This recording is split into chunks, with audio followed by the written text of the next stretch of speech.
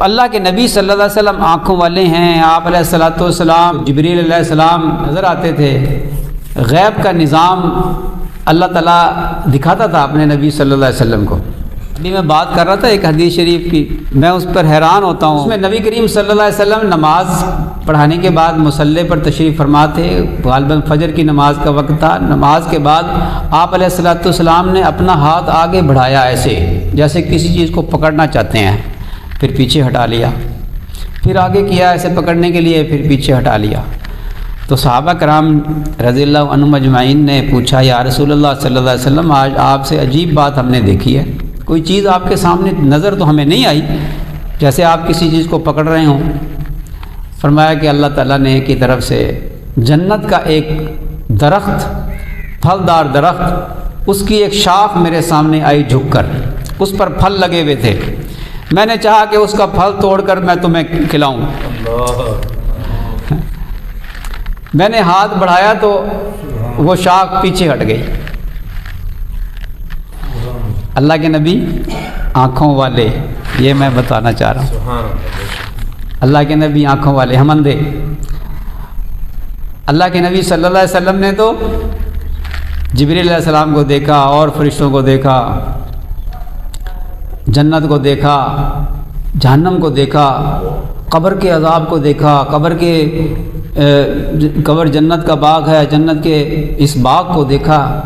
اللہ، آپ علیہ الصلوۃ والسلام کو اللہ تعالیٰ معراج پر لے گیا، آپ کو کیا کچھ دکھایا گیا، کچھ مناظر دکھائے گئے، جنت دکھائی گئی، پھر جہاں جبریل علیہ السلام کی بس ہو گئی وہاں سے پھر اوپر پرواز شروع ہو گئی، سدرۃ المنتہا تک گئے۔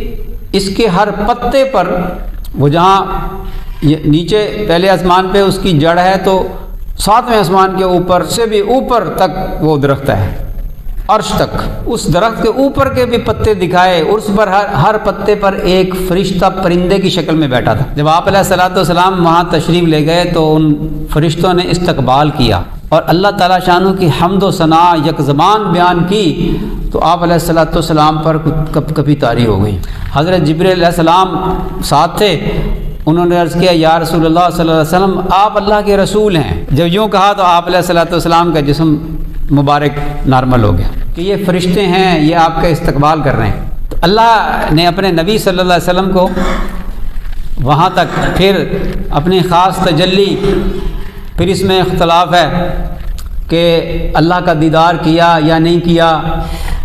بعض صحابہ کرام فرماتے ہیں دیدار نہیں کیا، بعض صحابہ فرماتے ہیں کہ دیدار کیا۔ حضرت اما عائشہ رضی اللہ تعالیٰ عنہ فرماتی ہیں دیدار نہیں کیا۔ حضرت عبداللہ بن عباس رضی اللہ تعالیٰ عنہ فرماتے ہیں کہ دیدار کیا۔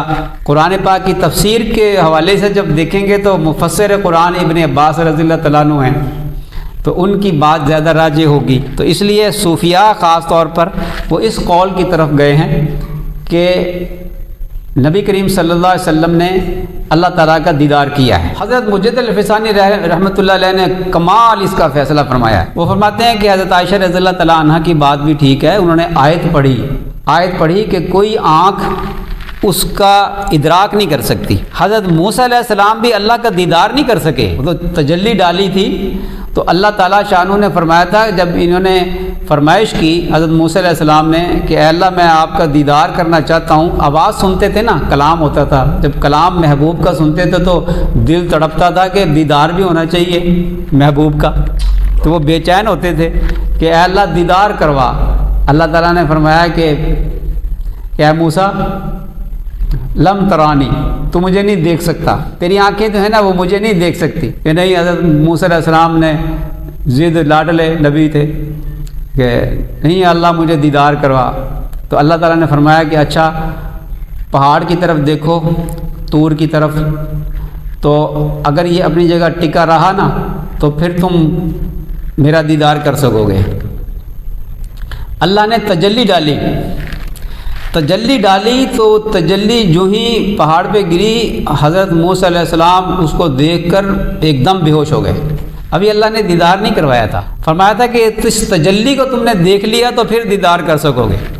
اگر حضرت موسیٰ علیہ السلام دیدار کر لیتے تو اللہ تعالیٰ نے تو یہ فرما دیا تھا کہ لم ترانی، تو نہیں دیکھ سکتا، تو پھر یہ تو غلط بات ہو گئی نا، یہ تو بات نص کے خلاف ہو جائے گی۔ تو اس لیے جو حضرات یہ کہتے ہیں کہ حضرت موسیٰ علیہ السلام نے دیدار کر لیا تھا، تجلی کا دیدار کر لیا تھا، وہ قرآن پاک کی آیت کے خلاف ہے۔ حضرت موسیٰ علیہ السلام دیدار نہیں کر سکے۔